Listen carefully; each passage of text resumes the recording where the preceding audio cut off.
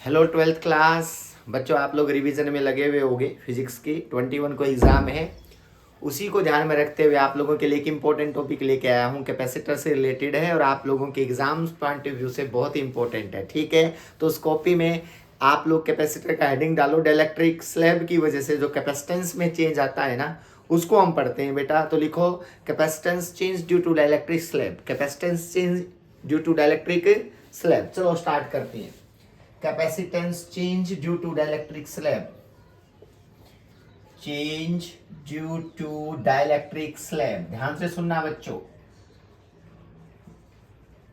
Dielectric slab. ठीक है, capacitance dielectric slab की वजह से कैसे चेंज होता है उसको हम लोगों ने पढ़ना है। ठीक है, मान लिया बच्चों ये कैपेसिटर प्लेट है, और इसके ऊपर पॉजिटिव चार्ज और इसके ऊपर कौन सा चार्ज होता है बच्चों? नेगेटिव। क्लियर है ना? अब आप कहोगे सर कैपेसिटेंस का फॉर्मूला क्या होता है? सभी को याद होगा ई नोट ए बाई डी। अगर यहाँ फ्री स्पेस है ना और इनके बीच का गैप डी है तो कैपेसिटेंस का फॉर्मूला होता है ई नोट ए बाई डी। याद रखना, बस कंडीशन ये है, ई नोट परमिटिविटी, ए होता है एरिया ऑफ प्लेट और डी होती है दोनों के बीच में गैप कितना है, दोनों प्लेट के बीच में, पॉजिटिव और नेगेटिव के बीच में। क्लियर है ना? तो सेम अगर मान लिया बच्चों मैं इसमें मीडियम फील कर देता हूं ना बच्चों, अगर आप लोगों को लगता है कि नहीं सर मैं तो मीडियम फील करता हूं, अगर मीडियम को फील करते हो ना बच्चों और मीडियम का डाइलेक्ट्रिक कांस्टेंट के है, यानी कि पूरी चौड़ाई के अंदर जितने उसकी विड्थ है ना, उनके बीच में सेपरेशन है ना, उनके बीच में डाइलेक्ट्रिक भर दिया के का, तो इसका जो कैपेसिटेंस आता है ना वो आता है के ई नोट ए बाई डी। याद रखना। और के क्या होता है यहाँ पे बच्चों? Dielectric constant, dielectric constant. Clear बात है? तो सिंपल सी बात, अगर हम कैपेसिटेंस बढ़ाना चाह रही है ना तो के को अलग अलग करते जाओ। के क्या होता है? जो आपके मीडियम पे डिपेंड करता है, आप कौन सा मीडियम उन डाइलेक्ट्रिक प्लेट में भर रहे हो, और उसको उसकी वैल्यू को हम के से डिनोट करते हैं, डाइलेक्ट्रिक कांस्टेंट। क्लियर है ना? तो उसके टाइम मतलब आपका जो फ्री स्पेस है ना, यहाँ पे वैक्यूम है ना बेटा, उसके अगर मैं कहूँ फ्री स्पेस वाली पे जगह कोई मीडियम आ गया जिसका डाइलेक्ट्रिक कांस्टेंट के है, तो फ्री स्पेस वाले को उसके से क्या कर देना? मल्टीप्लाई। तो इतना कैपेसिटेंस मिलेगा इस कैपेसिटर प्लेट का जिसके अंदर डाइलेक्ट्रिक फिल कर रखा है। एग्री करते हो ना? लेकिन बच्चों ये तब है जब आप लोगों ने पूरा डाइलेक्ट्रिक स्लैब भर रखा है। अगर कोई टी थिकनेस की बात की जाए, ये मेन टॉपिक है जो अब करवाऊंगा। अगर बच्चों आप लोगों को लगता नहीं सर हमने तो एक डाइलेक्ट्रिक प्लेट ली, उसके बीच में पॉजिटिव, ये पॉजिटिव चार्ज ये नेगेटिव चार्ज, उनके बीच का गैप डी है, ये बात क्लियर है ना? डी गैप है। हमने पूरी कंप्लीट डाइलेक्ट्रिक फिल नहीं किया, मैंने कुछ थिकनेस, टी थिकनेस थी जो मैंने फिल कर दी बच्चों। यहाँ पे ये टी थिकनेस का कोई डाइलेक्ट्रिक स्लैब है जो मैंने इसके अंदर फिल कर दिया। ठीक है, इसमें डिफरेंस है ना, इसमें कंप्लीट फिल है बेटा, कंप्लीट विड्थ, लेकिन इसके अंदर ओनली टी थिकनेस की। देखो ओनली टी थिकनेस ये है, और इसका डाइलेक्ट्रिक कांस्टेंट कितना है? टी के, यानी कि टी थिकनेस की जो डाइलेक्ट्रिक फिल की है इसका डाइलेक्ट्रिक कांस्टेंट कितना है बच्चों? के है। तो इस थिकनेस की वजह से ये जो सी की वैल्यू आई है ये कितनी हो जाएगी? के टाइम होगी क्या? नहीं, के टाइम कब थी? जब पूरा फिल किया था। तो इसका मतलब टी थिकनेस की वजह से यहाँ पे कौन सा फैक्टर आएगा के साथ, वो हम लोगों ने देखना है। क्लियर है ना? तो देखो बेटा इंपॉर्टेंट पॉइंट है, जब आप कोई भी थिकनेस फिल करते हो ना, मैं इसको रब कर रहा हूं क्योंकि इसके अंदर मुझे कुछ चीजें दिखानी है, तो उम्मीद है कि आप लोग समझ जाओगे कि ये कोई डाइलेक्ट्रिक भर रखा है, टी थिकनेस का एक प्लेट है। ठीक है, स्लैब जिसको हम बोलते हैं, इसका कंप्लीट गैप डी। मान लिया यहां से यहां तक इस एंड तक की डिस्टेंस x है बेटा, यहां से यहां तक की x है, तो टोटल यहां से यहां तक की कितनी बच गई बोलो? नेगेटिव तक की बच गई यहाँ पे d minus T minus x। Agree करते हो ना? अगर एक एंड अगर मान लिया x डिस्टेंस पे है, t उसकी खुद की थिकनेस होगी, तो दूसरे एंड से कितना बच गया? d minus T minus x। Clear है ना? अब बताओ यहां ना, जैसे आपको पता है फ्री स्पेस में फील्ड लाइनें जाती हैं positive to negative. Very good, positive negative चल पड़ी बेटा, पॉजिटिव टू नेगेटिव, यानी कि एक प्लेट से फील्ड लाइनें निकलती हैं, ये प्लेट है बेटा नेगेटिव की साइड, वो कितनी होती है? याद रखना सिग्मा बाई ई नोट, ये गॉस थ्योरम से आप निकाल चुके हो। सिग्मा होती है सरफेस चार्ज डेंसिटी। अगर फ्री स्पेस का इलेक्ट्रिक फील्ड इंटेंसिटी दो प्लेट की वजह से कभी निकालनी हो कि कितनी जाती है पॉजिटिव टू नेगेटिव, तो होती है सिग्मा बाई ई नोट। रट लेना बेटा इस बात को। और सिग्मा क्या होता है? Q by A, charge per unit area. आप लोग इस चीज को भी याद रखोगे अगर एक पॉजिटिव नेगेटिव, लेकिन फ्री स्पेस के लिए है। अब देखो यहां भी फ्री स्पेस यहाँ भी फ्री स्पेस, लेकिन बीच में क्या है, मीडियम। देखो ये मीडियम है, ये टी थिकनेस है ना, तो इसका मतलब ये मीडियम है बेटा, सिर्फ टी थिकनेस का है, बाकी तो फ्री स्पेस ही है ना। तो यहाँ पे भी इलेक्ट्रिक फील्ड की वैल्यू यही सिग्मा बाई ई नोट, और यहाँ पे भी इलेक्ट्रिक फील्ड की वैल्यू कितनी बोलो, सिग्मा बाई ई नोट। मैं लिख देता हूँ, यहाँ पे भी सिग्मा बाई ई नोट और यहाँ पे भी सिग्मा बाई ई नोट। लेकिन प्रॉब्लम क्या है बच्चों, इस मीडियम के अंदर जो इलेक्ट्रिक फील्ड एंटर करेगा ना, वो सिग्मा बाई ई नोट नहीं होगा, क्योंकि ये प्लेट क्या है बोलो, मीडियम की है। तो अगर इलेक्ट्रिक फील्ड लाइनें जाएंगी तो इसमें कितना एंटर करेंगी, तो इसके अंदर जो एंटर करेंगे ना बच्चों, वो एंटर करेंगी सिग्मा बाई ई नोट। अगर इसका डाइलेक्ट्रिक कांस्टेंट के है तो सिर्फ एंटर कितनी कर पाएंगी, वो कर पाएंगी सिग्मा बाई के इंटू ई नोट। याद रखना बच्चों, मतलब आप लोगों को एक सिंपल चीज समझनी पड़ेगी, अगर बाहर से सिग्मा बाई ई नोट आ रही है और किसी डाइलेक्ट्रिक कांस्टेंट में एंटर करना है ना उनको, तो sir sigma by E note जो बाहर से आ रही है ना, उनका उसको जो डाइलेक्ट्रिक कांस्टेंट की वैल्यू उससे डिवाइड कर देना। क्लियर है? तो यहाँ पे sigma by E note free space, ये क्या था बोलो, डाइलेक्ट्रिक, ये टी थिकनेस है। यहाँ पे एंटर कितनी कर पाई, sigma by K E note. What is के, डाइलेक्ट्रिक कांस्टेंट। ठीक है, और दोबारा से फिर फ्री स्पेस आ गया बच्चों, और फ्री स्पेस आते ही दोबारा कितनी होगी बोलो, sigma by E naught. Agree कर रहे हो ना? तो अब बहुत इंपॉर्टेंट चीज क्या है, देखो बेटा, अब आपके माइंड में ये चीज आई होगी, सर फील्ड लाइन तो रोक दी, सारी फील्ड लाइनें तो मीडियम में गई नहीं। बिल्कुल सही बात है, आई कुछ और बेटा उस मीडियम में कुछ अलग एंटर कर पाई, तो इसका मतलब फील्ड लाइनें रिड्यूस की गई हैं। तो रिड्यूस कैसे हुई होंगी, देखो इसका मतलब यहाँ पे ये प्लस है ना, इसका मतलब यहाँ कोई अपोजिट डायरेक्शन में फील्ड पैदा हुआ होगा उनको रोकने के लिए, देखो ऐसे। तो इसका मतलब ये वाला एंड क्या बनेगा बोलो, पॉजिटिव। ध्यान से देखना, पॉजिटिव। और ये वाला एंड क्या बना होगा, नेगेटिव।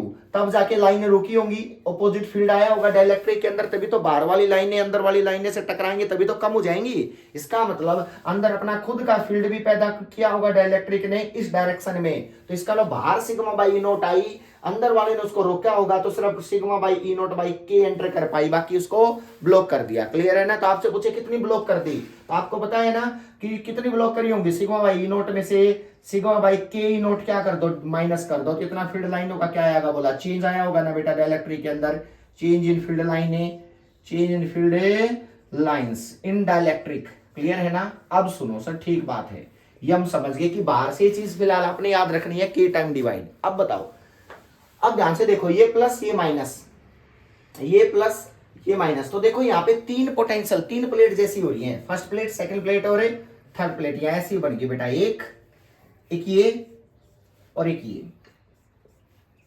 होगी ना। इस पे plus minus plus minus plus minus, तो इसका तीन प्लेट की तरह, समझ रहे हो ना? आपको पता है कि ये तीन प्लेट हैं, इसके अंदर इलेक्ट्रिक फील्ड कितना है, सिग्मा बाई ई नॉट। इसकी थिकनेस कितनी है, एक्स। इसकी कितनी है बोलो, टी। और इसके अंदर इलेक्ट्रिक फील्ड कितना एंटर कर पाएगा, sigma by K E not. ध्यान से देखना, इसकी थिकनेस कितनी है, D minus T minus x. इसके अंदर इलेक्ट्रिक फील्ड कितना, दोबारा से सिग्मा बाई ई नॉट। ये बात आपने याद रखना पड़ेगा। क्लियर है ना? ये वाला एंड क्या है, प्लस, ये वाला क्या है, माइनस। क्लियर है ना? तो इसका मतलब ये plus minus sigma by E not, ये माइनस, ये प्लस, ये प्लस, और ये क्या है बच्चों, माइनस। ऐसी प्लेट एंड होगी बेटा। अब मुझे बताओ कि आपको करना क्या है, या सीरीज में जब भी ये कैपेसिटर सीरीज में है ना, सीरीज में वोल्टेज ऐड होती है, पता ना इस चीज का, वोल्टेज ऐड होती है बेटा। तो इसकी वोल्टेज V1, इसकी वोल्टेज कितनी V2, इसकी वोल्टेज क्या है बोलो, V3, V1 V2 and V3, यहाँ तीन रीजन बन गए बेटा। तो टोटल वोल्टेज कितनी होगी बताओ, टोटल वोल्टेज जो आएगी ना वो कितनी आएगी बताओ, total voltage is equal to V1 plus V2 plus क्या होता है बच्चों, V3। एग्री करते हो ना? और एक चीज याद रखना, एक की पॉइंट है बेटा, इलेक्ट्रिक फील्ड होता है ना, वो होता है V बाई डी। याद रखना, इलेक्ट्रिक पोटेंशियल डिफरेंस बटा दोनों प्लेट के बीच का गैप। जैसे यहाँ पे पहली प्लेट है, इसका electric field sigma by E note है, तो यहाँ पे क्या पुट करोगे, E1, यानी कि फर्स्ट रीजन के लिए sigma by E naught is equal to V की जगह क्या आएगा, V1, और जो गैप है उनके बीच में क्या आएगा, X। तो इसका मतलब X। ध्यान से सुनना, V1 की वैल्यू कितनी आएगी बोलो, V1 is equal to sigma by E naught into X, ये होगी V1। समझना। अब V2 क्या होगी, अब अगर मैं V2 की बात करता हूं तो V2 कितना होगा, देखो मैं चीज रब कर रहा हूं यहाँ पे इस साइड, आप खुद बताओ। जो सेकंड प्लेट है, जो सेकंड प्लेट ली है, इसका फॉर्मूला लगाओ, E is equal to V by D. और सेकंड मीडियम, सेकंड के लिए बेटा फॉर सेकंड मीडियम जो इलेक्ट्रिक फील्ड है वो कितना है बोलो, sigma by K E not is equal to V by D. V कितना है इसका V2 और डी कितना है इनके बीच का प्लेट का गैप T, क्योंकि ये रीजन है ना यहाँ पे लगा दिया मैंने अलग से, तो V2 कितना आ गया sigma by K E not into T से क्या कर दिया मल्टीप्लाई, लो ये V2 आ गया। आपको बता थर्ड मीडियम के लिए, इसके लिए बेटा थर्ड के लिए और third region V sigma by दोबारा E not is equal to V3 by क्या आया बोलो D minus T minus X. Good, तो V3 कितना आ गया sigma by E not D minus T minus X. याद रखना बच्चों ये V3 है। अब आपको ये इक्वेशन नंबर 1, इक्वेशन 2, इक्वेशन 3 तीनों को इस इक्वेशन 4 में पुट कर देना टोटल वोल्टेज वाले में। तो टोटल वोल्टेज कितनी आ गई बच्चों, यहां से मैं ऊपर लेके जा रहा हूं total voltage. Total voltage is equal to V1 plus V2 plus V3 है ना, तो V1 कितना sigma V naught into X, मैं सीधा पुट कर रहा हूं बेटा, जगह कम है, सिग्मा इन इंटू एक्स प्लस यहाँ पे V2 की वैल्यू कितनी होगी sigma by K E not into T plus यहाँ पे क्या आ गया sigma by E not into D minus T minus X. Total voltage कितनी आ गई बच्चों, टोटल वोल्टेज आ गई sigma by E not common ले लूं, क्या बन गया X plus T by K, X plus T by K plus D minus T minus X. लो बेटा ये बन गया, एक्स से एक्स क्या हो गया कैंसिल। तो टोटल वोल्टेज कितनी आ गई बच्चों, नोट कर लेना, यहां से मैं रब कर रहा हूं। टोटल वोल्टेज कितनी आ गई, टोटल वोल्टेज आ गई मेरे पास sigma by E not T by K plus D minus T. लेकिन हमें तो टोटल कैपेसिटेंस चाहिए था बेटा। कैपेसिटेंस का फॉर्मूला क्या होता है, Q is equal to C into V. याद होगा Q is equal to C V. तो आपको पता C का फॉर्मूला क्या आ गया Q बाई V, और ये V है ना बच्चों, यहाँ पे इसको रिप्लेस कर दो V टोटल को, तो कितना आ गया Q अपॉन सिग्मा क्या होता है चार्ज पर यूनिट एरिया, तो इसका मतलब Q by A into E not, इसको लिख दिया Q by A into E not into T by K plus D minus T. बस सोल्व कर रहा हूं, इसमें कुछ नहीं है। Q से Q क्या हो गया कैंसिल, ये ऊपर चला गया, तो C कितना आ गया E not A upon T by K plus D minus T. Check करते जाओ बेटा, ये होगा capacitance due to dielectric slab. यानी कि अगर T थिकनेस का डाइलेक्ट्रिक फील करते हो तो कितना कैपेसिटेंस होता है, K टाइम नहीं होता, उसका फॉर्मूला ये है E not A upon T by K plus D minus T. याद रखना ये बात। और K की वैल्यू वेरी करती है 1 से लेकर के इन्फिनिटी के बीच में।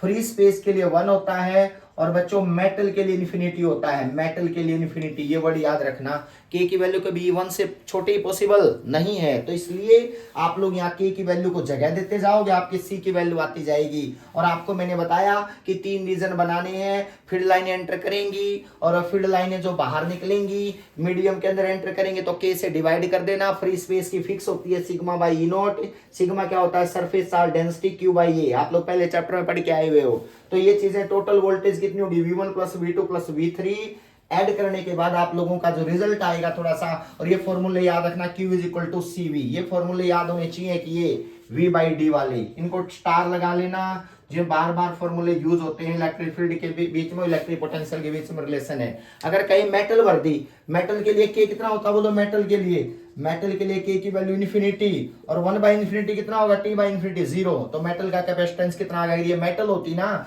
इसका कैपेसिटेंस कितना आता ई नॉट ए बाई में डी माइनस टी। याद रखना E not A by D minus T, ये टर्म हट जाती बेटा 0, तो आपको सिर्फ ये रिजल्ट मिलता।